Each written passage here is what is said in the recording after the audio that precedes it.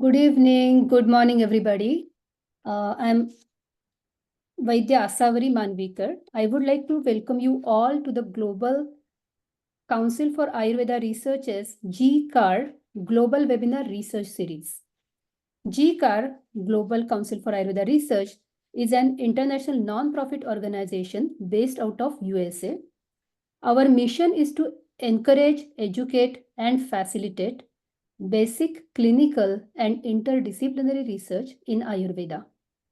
Our vision is to promote and establish Ayurveda as an evidence-based health science globally. You can learn more about us at www.ayurvedaresearchusa.org. Please do consider joining us as a member, which will bring you access to all of our resources. No nonprofit can operate and succeed without volunteers. So we would love your participation. Consider joining us as a volunteer, and we can place you in a variety of projects based on your interest and also your skills. Once again, our website is www.ayurvedaresearchusa.org.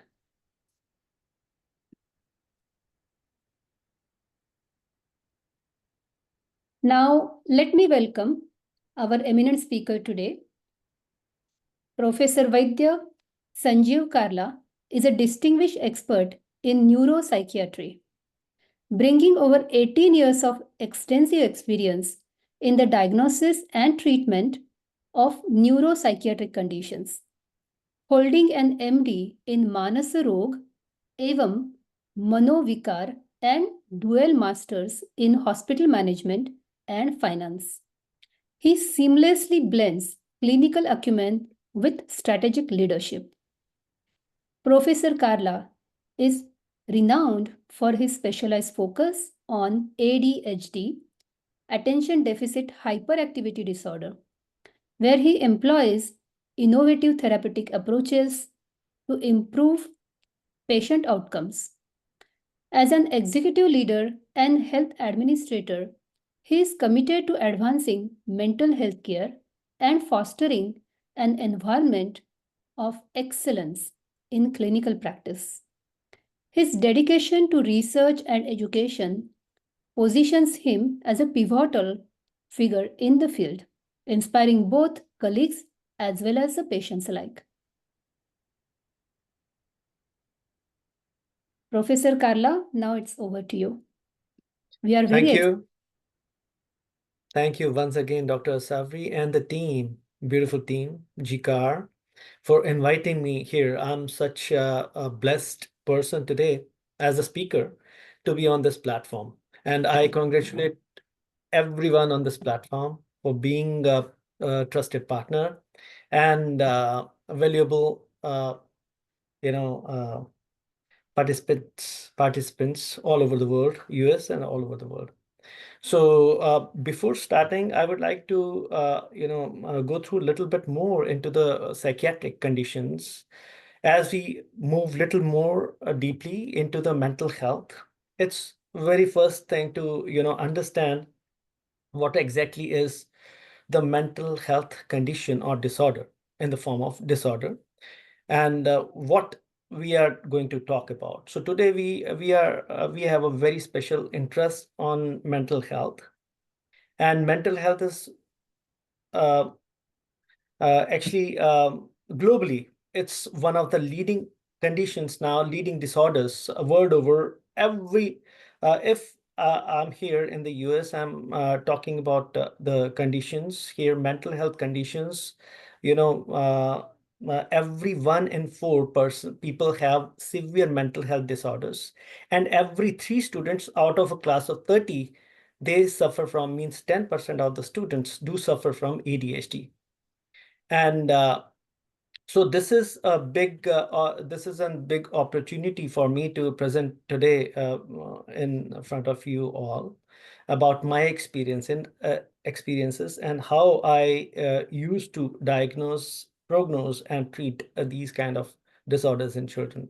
So first of all, I would like to share my slides presentation. So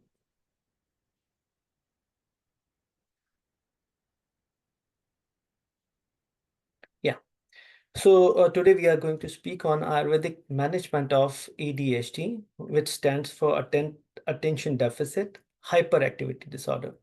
So it contains two. The term ADHD contains two meanings, different meanings. Few kids may have attention deficit. Few kids may have hyperactivity disorder, and few may have these both conditions in one at one place. We call it as ADHD, attention deficit hyperactivity disorder. So this is very important to understand the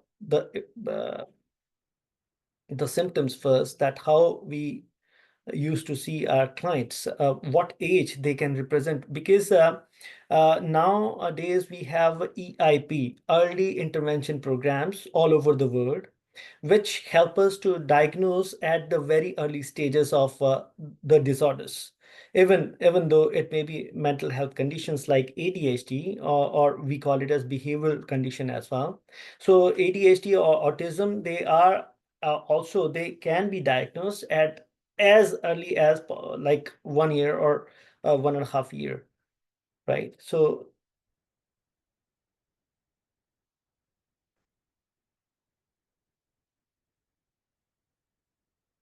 all right. So we are here for a systematic review of ADHD and its management. So I would like to ask you a very simple question about that what are the key behavioral uh, uh, and cognitive symptoms of ADHD that you should inquire about during an initial assessment? And how can you differentiate between ADHD and other potential comorbid conditions?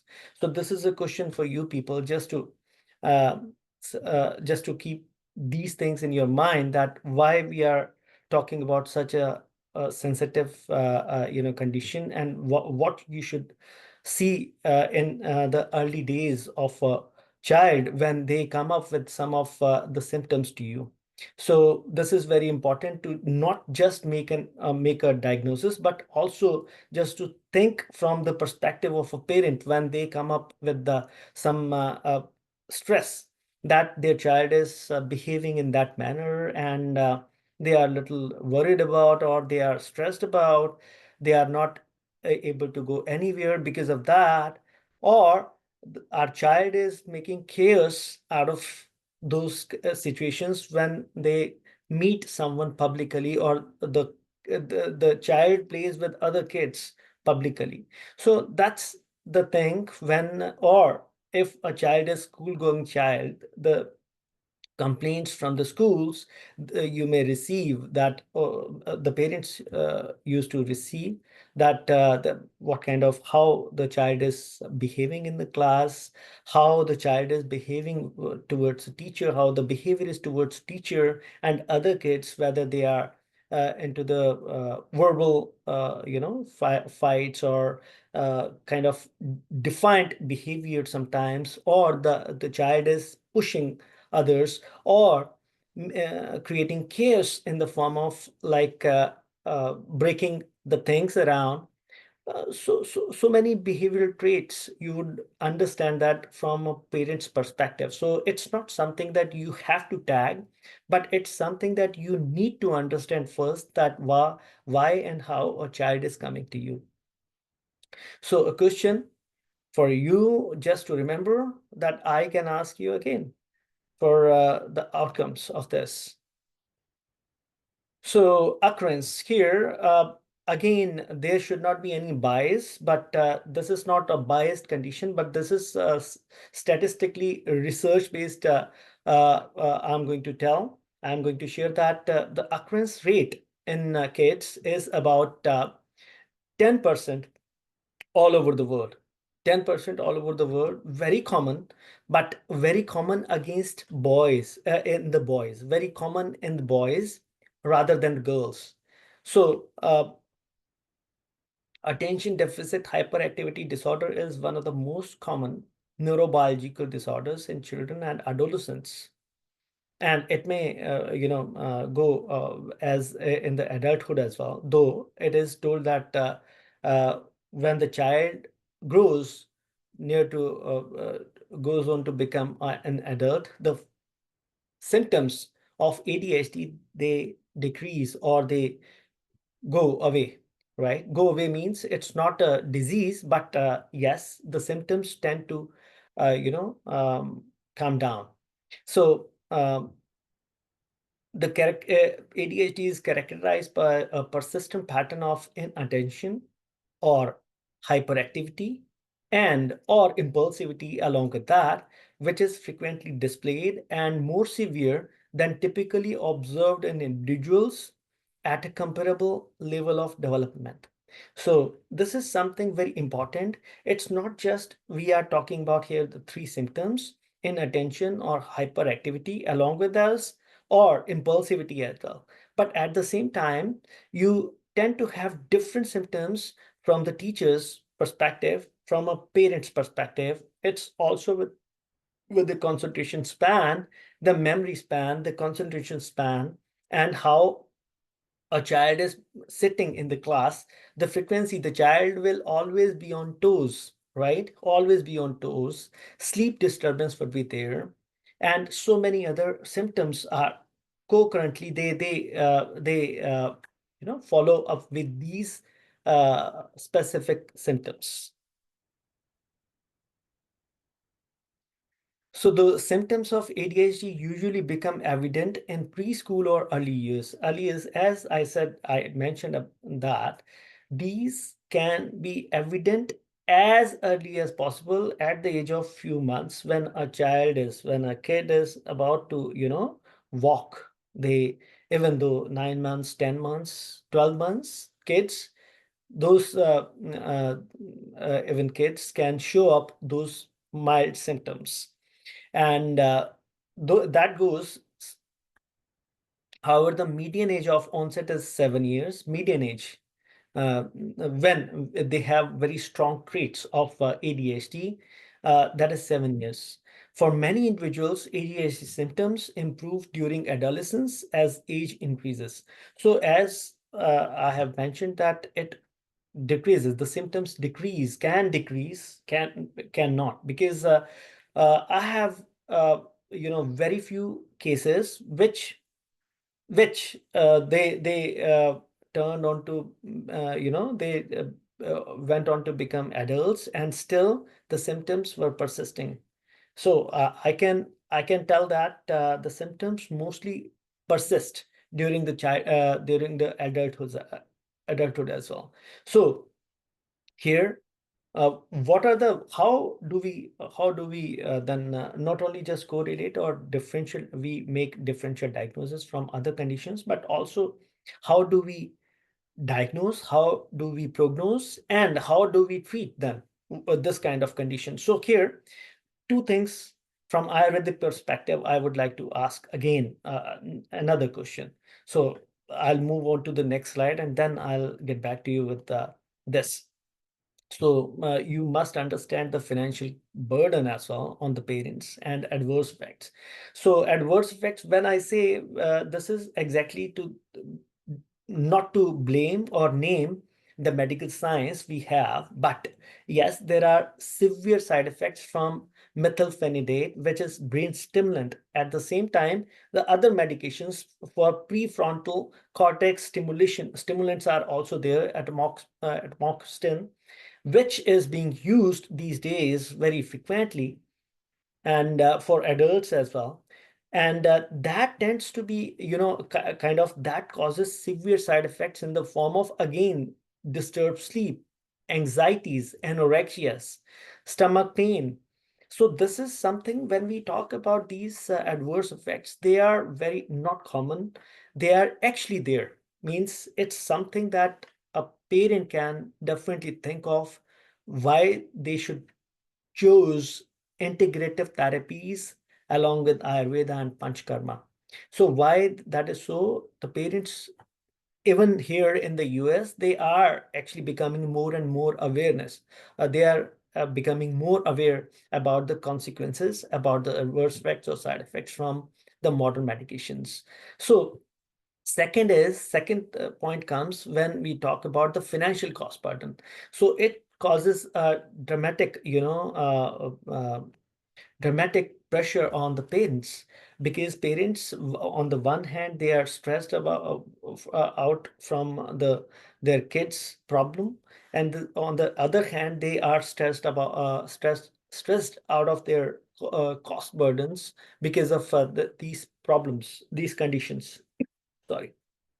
Because child is not just being put on the brain stimulants, but at the same time she may be given some relaxants, so brain relaxants, or which can make them to sleep, right? Just to be on the safer side, they are given those medications as well, which again can cause in the further stages, or in the further later stages of their lives, they can become dependents. The child can become dependent on these uh, sleep medications as well, which are being used along with as adjuvant medications for as brains along with the brain stimulants. So it's again very important to understand the cost effectiveness of the treatments, and also the adverse effects from the modern medications what they have. So ADHD has a very negative impact on children and their parents' lives, and also inflicts a financial cost burden on families. It also causes social problems for children, such as weak peer relationships, low self-esteem, poor academic performance, and low quality of life. So there are few things very important. Low quality of life. How? Because the kid is not able to sleep properly, kid is not able to eat properly, kid is not able to relax properly. They are always on the toes, always on the go, means they are not relaxed. So when they are not relaxed, they will have everywhere impulsivity.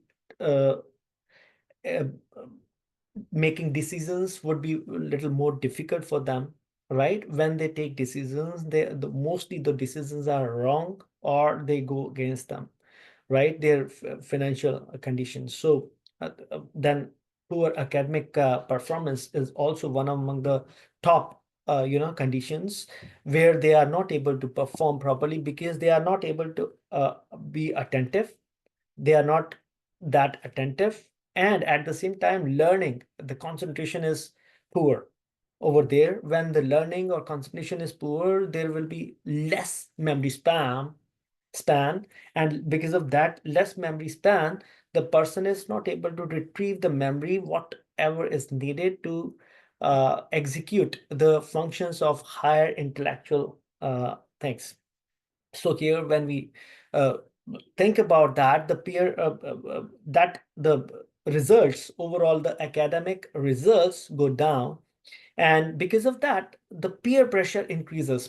Because of that, when a kid is left behind in the class with poor, academic records or something, the peer pressure comes over, and they can be bullied, or they can be overstressed because of that. From the teacher's perspective, from everywhere, they can be cornered out. So weak peer relationship as is also because of that thing. Sometimes they are not able to form formidable peer relationships. They don't have close friends whom they could speak to, or whom they could share about their emotions or stressors.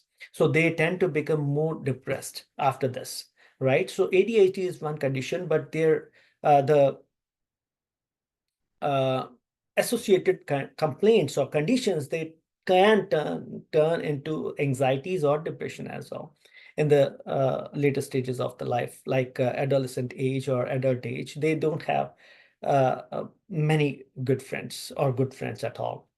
So when we talk about symptoms, ADHD in Ayurveda, it's very common again. So ADHD in Ayurveda has not been told very clearly. It has not been described very clearly, but the symptoms what we see in ADHD, they are particularly, they tell us about vata, increased vata.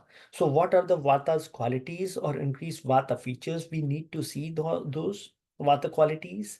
So particularly if I ask you that what type of vata do increases, what kind of sub dosha from vata they can increase. They can be in the form of prana vata. First of all, prana is disturbed, right?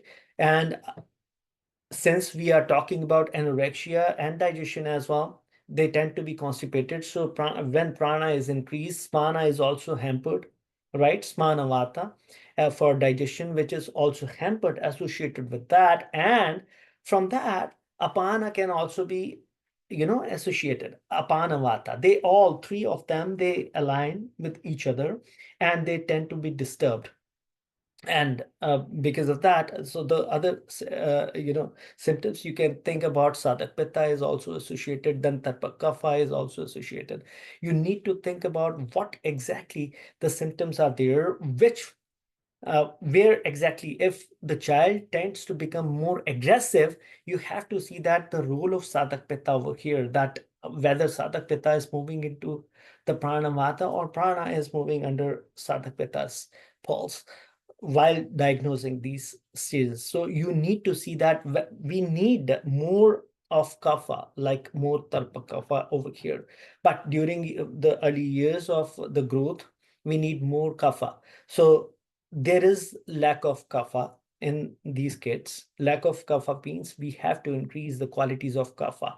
So while deciding upon the diet and lifestyle modifications and behavioral achar rasayanas when we talk about. So several conditions are there. So here uh, we need to see that when we talk about from the psychological perspective, the hyperactive and inattentive two conditions are there, as we mentioned. And when they are combined, they are ADHD.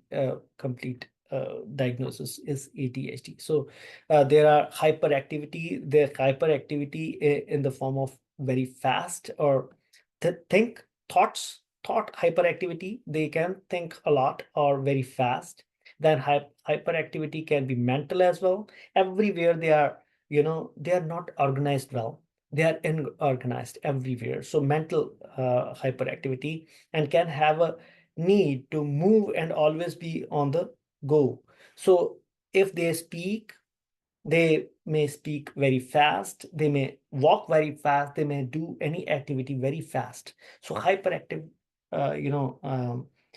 features are always there. And then when we think about from the perspective of inattention, then attentive behavior, that can be from daydreaming. When the kid is in the class, they are blank. They may be looking at the blackboard, but they may look like they are somewhere else. They are enjoying in their own world like this. They are doing their own work. They are enjoying their world. They are uh, making khichdi in in their brains, that they are on the moon. They are flying. They are doing this, they are doing that, they are like that. Means when a teacher comes and asks questions, they are blank. They don't know, and they know nothing. So that disconnects them, right? Inattention. So can look like they are not listening. So can use many reminders to avoid forgetting stuff. So they can put so many reminders on their books, notebooks, workbooks, blackboards, in their phones, many reminders for them to make you uh, uh, just so that they could remind you of your activities, upcoming activities, right? So you have alarms or something like that. So when a condition is combined, the kids can experience both hyperactive and inattentive traits with variations of intensity. So variation of intensity, when we say, they may be mild, moderate, or severe. So I have I have seen very few severe cases, but yes, mild to moderate or moderate to severe cases, they vary. And boys are more, they are diagnosed more frequently than girls. Or you can say that boys are more, they have the tendency to develop ADHD more, rather than the tendency of the girls, right, to develop ADHD traits. So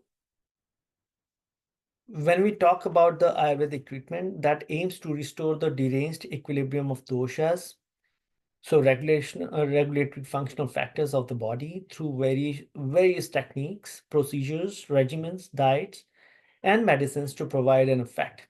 So this is something very important. Again, what this is just to balance the doshas, imbalanced doshas. So what doshas we were talking about? Vata, Pitta, and Kapha. So how to treat these things? Very important is diet and lifestyle. That has a very important place in anybody's treatment, right? So any kid's treatment usually start with the diet and lifestyle recommendations. Then only we go further with Ayurvedic herbs and Panchkarma treatments beyond 7 years of age. When the kid is around 7 years or beyond 7 years, then we can go full-fledged Panchkarma procedures. But before that, even though I have also, as I mentioned, that I have in my center, specialized center, I have treated the kids with even beyond 1 to 2 years of age with the matravastis for 5 to 7 days intermittently or like that. So it was not completely a matravasti full on, but it was mixed with milk, cheer matravasti along with oils. So I will tell later on that what kind of procedures we can do follow with that. So when I was doing research on that, I was about to publish my this study, but I failed because I did fail because of first it was in 2020 when I started this doing the I started taking the cases for my research to be published, but uh, study type was randomized, double-blinded trials. I wanted completely double-blind trials because double-blinded means one was the placebo with the sugar pills, and another 10 kids were kept in the other group with the Ayurvedic medications and herbal along with that diet and lifestyle modifications. So participants, children and adolescents between the age of 5 and 17 years, I chose with ADHD, irrespective of its types, means it was a complete ADHD thing. It was neither inattentive just or nor it was hyperactivity. So it was combined traits of both inattention and hyperactivity along with the impulsiveness. So then intervention was in the form of Ayurveda alone or in combination with the diet and lifestyle, as I mentioned. Then the outcome measures were improvement noted in ADHD symptoms, like how we went further from there, the conventional therapy in the form of then control or conventional treatment, the Ayurveda and non-Ayurveda intervention or Ayurveda intervention as clinical trials. Uh, Outcome measures were uh, improvement noted in ADHD symptoms from baseline to the last follow-up. Basically, last follow-up, why I'm saying, because I had two dropouts out of 20 kids. So it was, and during the COVID time, it was very difficult by that time.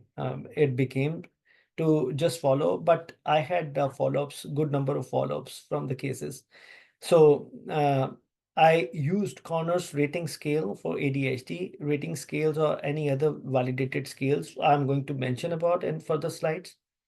The full papers available in English or Indian language. What I just what was about to publish my this thing, and study was excluded if interventions other than Ayurveda like homeopathy or yoga, whatever. I just included only those who were specially or specifically came for who came specifically for Ayurveda or Panchkarma treatments. Then system of medicine and other systems of medications where they were already on brain stimulants or something else. I just tapered the dosage for the next few months, and then we started full-fledged Ayurveda and Panchkarma treatments. So measures of treatment effect for continuous outcomes, the mean change from baseline for each group was recorded with corresponding standard deviation with a 95% of uh, confidence intervals wherever whichever were available. But here I would like to say that the same methodology I was using as to diagnose the similar out for the outcomes as well. I use the same scales or batteries. So types of outcomes measured, the trials reported the outcome as improvement in ADHD related symptoms with the help of assessment tools. So which were the assessment tools? What were the assessment tools? They were the Connors 10-point rating scale, which is very standard nowadays. DuPaul's ADHD rating scale, National Institute of Children's and Health Quality Vanderbilt assessment scale, parent and teacher informant. I used to talk to not only just parents, but also the teachers that how the child is behaving in the class for the last few months. And I used to see the report card as well. Not only the report card, the child's, workbooks, what they used to, work on and homework, everything. I used to talk at least 3 to 4 teachers so that I could come to know the perspective of different teachers, not biased informant. Just because parents may be biased sometimes because of the stress they may have, right? But teachers will not be biased, and different teachers, they will have different perspectives and information related to one child. So they may have very positive or they may have very negative information as well. So I used to talk to different teachers and parents as well at the same time in different interview conditions.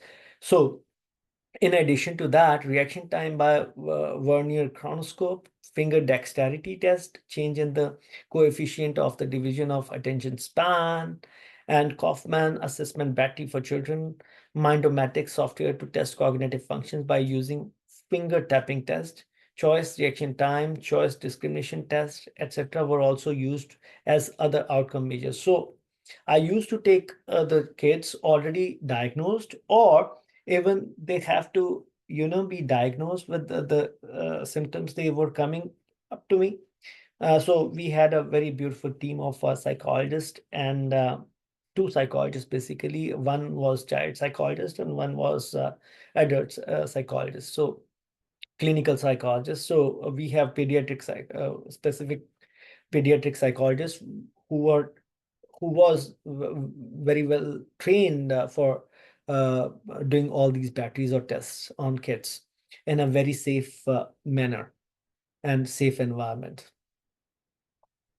So in the what was the procedure? So how do we how we used to take the kids in the included trials? The participants were randomly allocated into two groups, like 10 in each group. So it was quite randomized, inclusion, right from the age of 5 to 17. But I also had a few kids which were treated at the age of 2.5 when I started with them, and it was just for but my treatment for those kids for was always for 1.5 or 2 years, which is still there with me in files, but it was never included into that this research. So number of dropouts and adverse or safety issues reported, never. I had two dropouts, as I mentioned. Out of 20, I had 10% of the patients who never came back after the COVID started. When the COVID started, they never came back. They never came back means they never were able to follow up during those 6-7 months.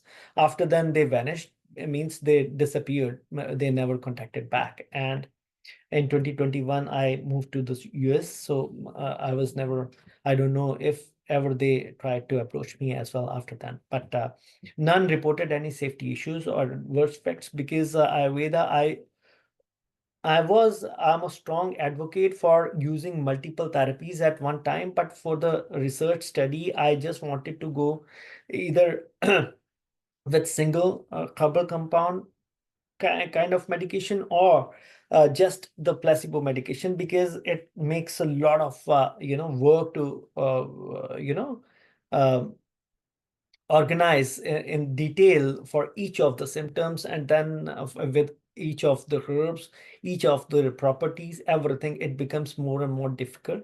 So I was able to just go for one medicine, though I advocate always to go for at least a group of medications along with ghee, then powders. It may be the palatable form, easy for the kids, which can be in the form of tablets or gel capsules or gummies, what we made actually on our own from one of the companies. So it was something very just important, and also in the form of lechium, which was in the form of paste. So it was quite, or syrup sometimes. Syrup means they were quite uh, sweet. Sweet means they are not made up of the sugar, but instead of sugar, we used to go jaggery into that, so that it becomes little more palatable for the kids. So we definitely took care of the kids very sensibly. So type of study plan and study setting, it was randomized, double-blind, placebo-controlled study at Niramya, the Center for Special Able Children and Neuropsychiatry, which is my center located in Noida, India. So this is still, we are working, and I have restarted taking my clients for teleconsultations. Uh, this is not from India, just I'm taking consultations now. This is throughout the world, I'm taking consultations. So we have restarted our center again after a gap of 3 years. So, total number of included patients in both the groups, 10 in each group. I was very particular about why to include just 10, because the study becomes more and more bigger. So it was little more difficult for us to maintain these two groups as well initially. So we just kept 10 in each group, 10 participants or 10 patients. So the composition, dose, and duration of Ayurvedic formulation in included studies. I had only, as I mentioned about that, I wanted to go for full-fledged actually treatment protocols, what we usually follow, but I had to follow this because of my research thing that I need to describe. It becomes more and more deeper. At the same time, study times take, research, stats, everything takes so much time. So I was not prepared to, go on a very full scale, very large scale study kind of thing. So I started just Saraswata Rishta without gourd, as per the Paishajya Ratnavali that quote. The preparation was as per the Bhaishajya Ratnavali, and which contains mainly Brahmi, Shatavari, which is Bacopa monnieri, asparagus, then Pureria tuberosa, then Terminalia chabula, then Ushira, ginger officinal, then so many other herbs. You can take a look at that Saraswata Arishta. It was more of the concentrated form rather than the Arishta or Asavas, because in kids, I usually avoid giving the Asavas or Arishtas, which are wine-based medications, fermented medications out of the jaggery. So I use concentrated part of as kashams do come in India.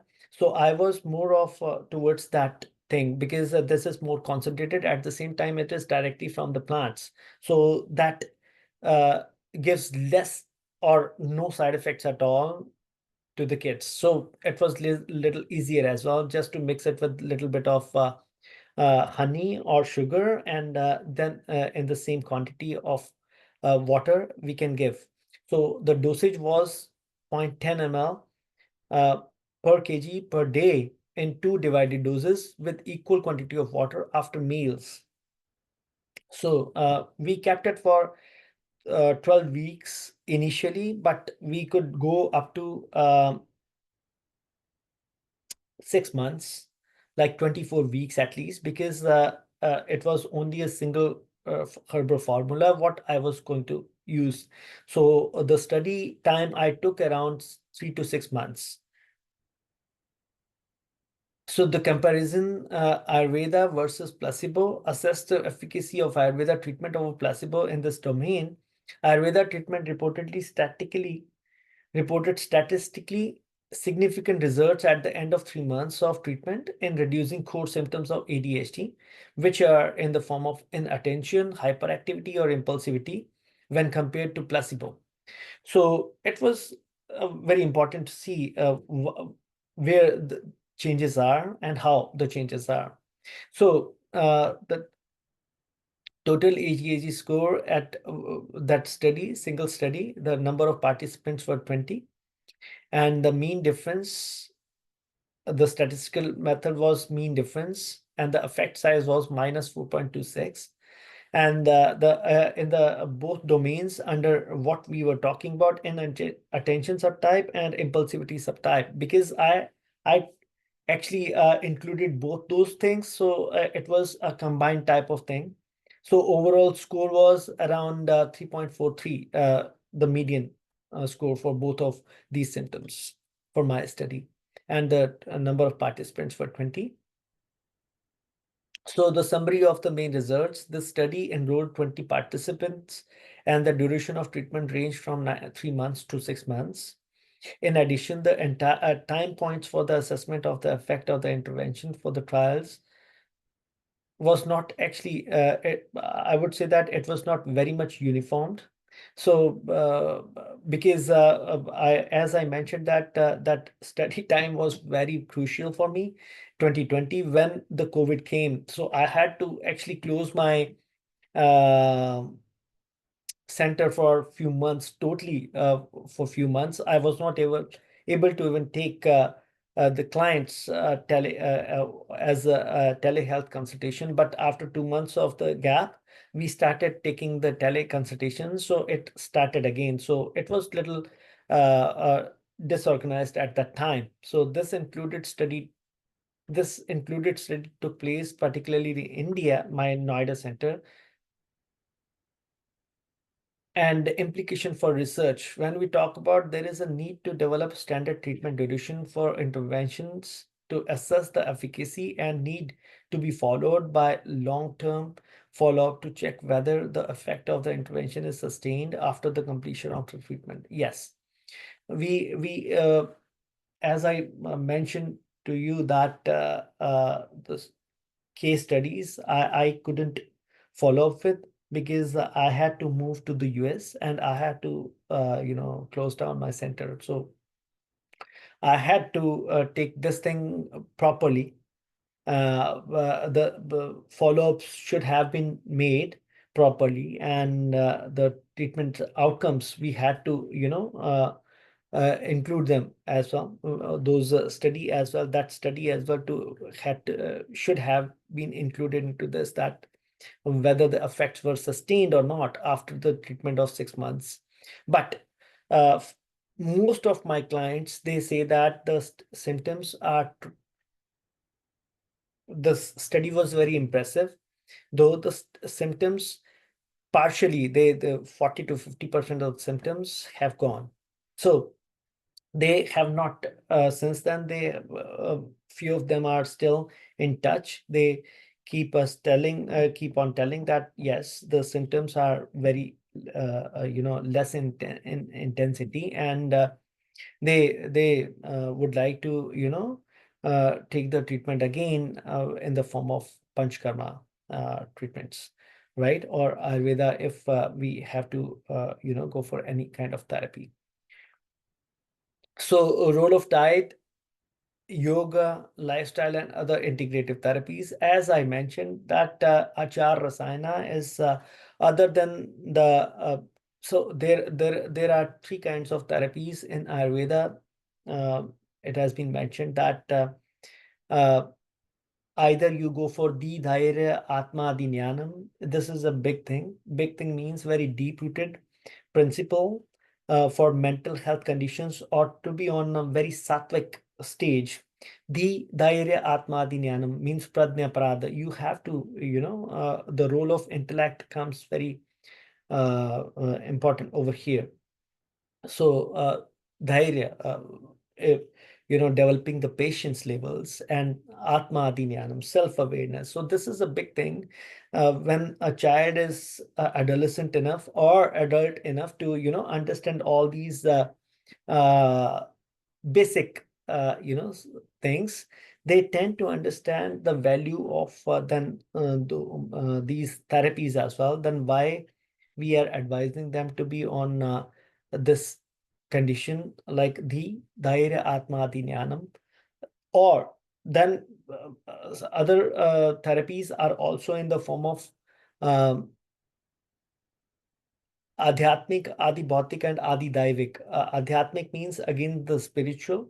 At the same time, Adi Bhautik means in the form of physical treatments, what we give in the form of Shaman and Shodhana, like with the pacification, either the pacification of doshas with the help of herbs, diet and lifestyle changes, or Shodhana therapies means Panchkarma therapies for complete removal of the uh,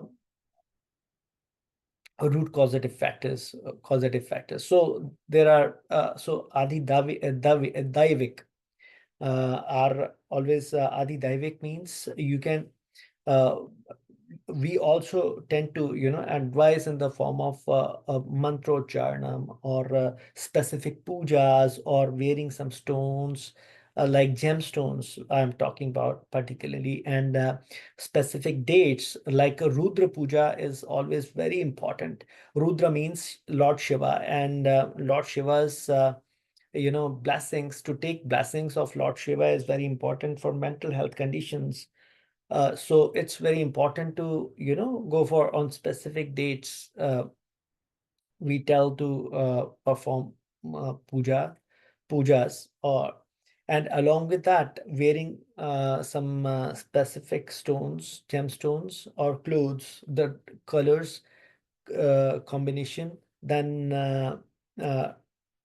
doing some mantrocharna, recitation of, you know, hymns or other things, or japa or tapa. Tapa means meditation. Then one can be advised for homas as well, doing homa or yagyas as well.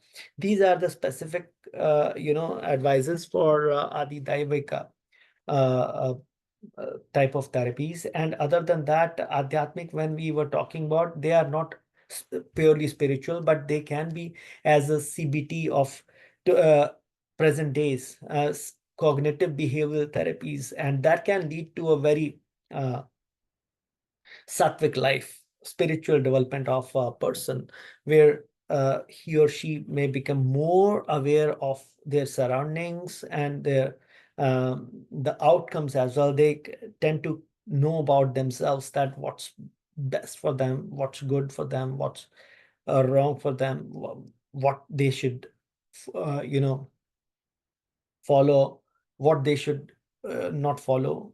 Everything they tend to come about sukha dukha ichha dvesha, everything about that hita hitam sukham dukham ayustasya.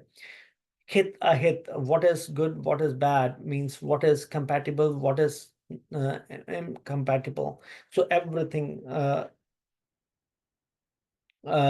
they come to know, and we can tell them about a few of the mindfulness techniques like meditation. Again, here I would like to take I've actually used to advise the kids beyond 7 years of age. I used to send them to the transcendental meditation, since we had Maharishi TM center over there, meditation center over there, just nearby, 4 or 5 miles from our center, where I used to send a few of my kids for the uh, meditation practice, which actually give very beautiful effects in the form of relaxation and everything. So diet is very important. Again, diet and lifestyle. When we talk about diet, one is as per the dosha, predominance, and second is the Vikriti. Vikriti means at that time when we talk about here ADHD symptoms means Vata is more. So anti-Vata or anti-Pitta, we have to means which could specify both Vata and Pitta doshas. The diet should be given advised.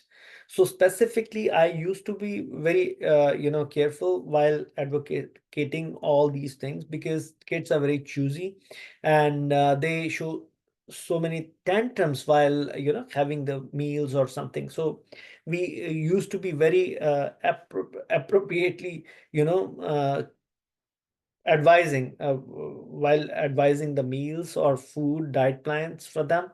Specifically, we were very concerned about. So it's very important to understand the role of diet and lifestyle as well, the modifications in this treatment plan as well. So you can find the reference for a few of the reference what I have for my this unpublished study. You can note down these references. And I think it's very important to understand the role of other therapies as well, what they have mentioned over here. You can find single herb, references, single herb usage references, or multi herb as a compound, or in the form of ghees as well. Few have used ghees, but my study was more focused on a single herbal compound syrup formula. So I'm open to have your questions so that I could answer you in an appropriate manner. So if you have got any questions from the study, I would like to, open to those questions. And I welcome you to ask as many as questions because uh, I love this, not only the topic, but kids. If we just plant root, water the roots, we can enjoy the fruits. Means if we could help them grow very positive in a very positive way or positive manner, they can go on to become very successful adults where they have all, from each corner of the health, they are quite healthy and wealthy from every perspective, whether it's mental health perspective, whether it's physical, whether it's social or spiritual aspect. They all are very healthy and happy from those perspectives. So I'm open to your questions.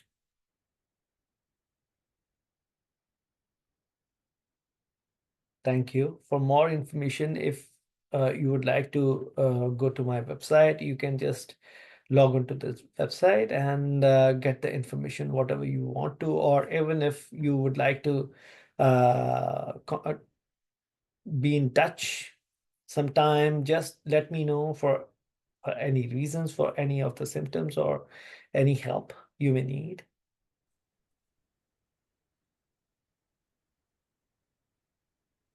Thank you. Thank Thank you you. so much for such a wonderful, very, very informative presentation. Professor Carla, I love your work. And, it is not only related to subdoshas of Vata, there is Mm, Pitta and Kapha also involved. And mm, you explain it so well.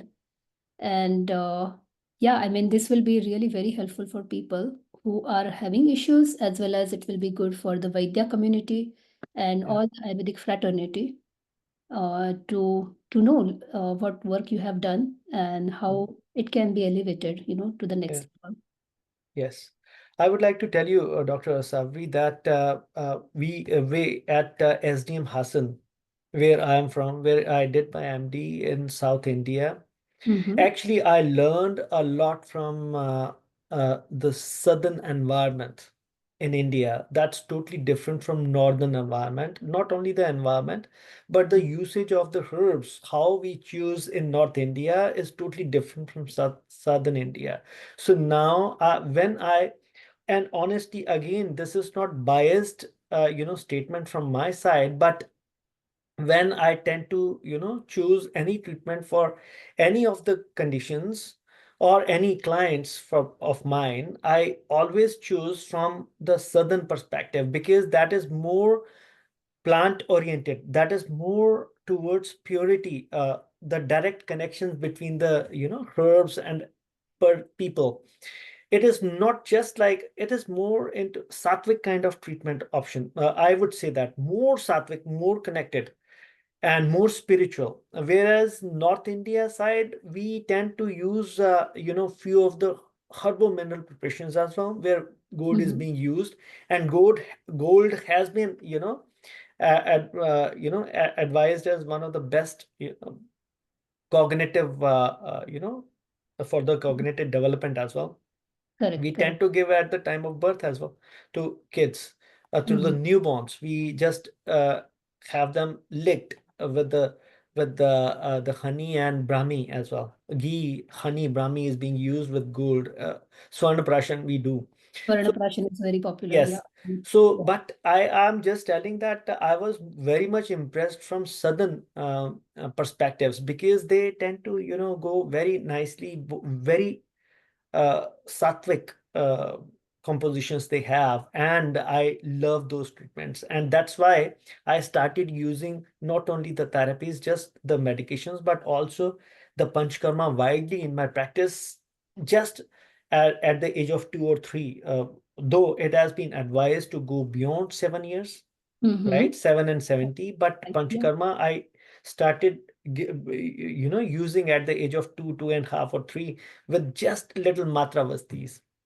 So that makes us, that gives us the difference as well. That's how you understand. And I was very um, uh, uh, I was honored to be a part of that. I think I was very fortunate to be a part of that STM family, where I learned a lot, not only for kids, but for Ayurveda. Right, right, right. Absolutely wonderful. Yeah. Yeah, that's very true. I mean, Basti is more than Ardha Chikitsa, right? It is more, Yes. yeah, For it's Vata important specifically, for for Vata. Vata. Exactly. Yes. Yeah, Yeah, right. so it's for full treatment for Vata, means wherever Vata conditions are there, if we are using Vastis in its original form means as per Ayurvedic classics, we are able to get 100% results. Absolutely. So for Yeah. Matra Basti, did you use like sesame oil, Tila Taila, or did you use like a... We used to go for Masha Tailam. Okay, okay. Right, along with sometimes it was with Mahanarayana Tailam, along with, because it was not much of the dosage, but Mm-hmm. it was 2 to 5 ml as the child grows. We need to think about from that perspective, my friends, because we used to discuss these cases as a group. So we used to have that those how much dosage is to be given, like Mahanarayan Tailam or Mashadi Tailam, if we have to give. uh, so how much should be the dosage? Along with that, what is to be added? Like we used to add actually cow's milk along with that, little warm cow milk, 3 to 4 ml of that, and 2 to 5 ml of Mahanarayan Tailam. Those two are to be mixed, and we used to give to just start with on alternating days. So it was very beautiful experience for me to learn in that way. Right, right, right. Absolutely wonderful. Thank you Yeah. so much for sharing your experience, years of Yes. experience. Yeah, Yeah. that's wonderful. So anything else you would like to ask, or here I can see the other participant over here. So any questions or anything you would like to discuss? No. I don't think so. I mean, there Okay. is nothing in the chat right now. Right. Yeah, Right. yeah. So thank you so much again for such a wonderful presentation. Thank you. And Thank yeah, you for inviting me. And if there are any questions or anything, just please let me know on the email. absolutely. Yep. Thank So you. thank you everyone for attending our webinar. Please watch and subscribe our YouTube channel to view our earlier webinars and also this presentation. So please like, comment, and share the videos with others as well. Once again, I invite you to become a member and also fill out our volunteer form. You can now also subscribe to our IU Update newsletter to stay tuned with our projects as well as other events. And if you have any questions, feel free to contact us at Ayurveda Research USA at gmail.com, or you can reach out to me at asavari@mnayurveda.com. Thank you again. Thank you so much. Yep, we'll save. Bye.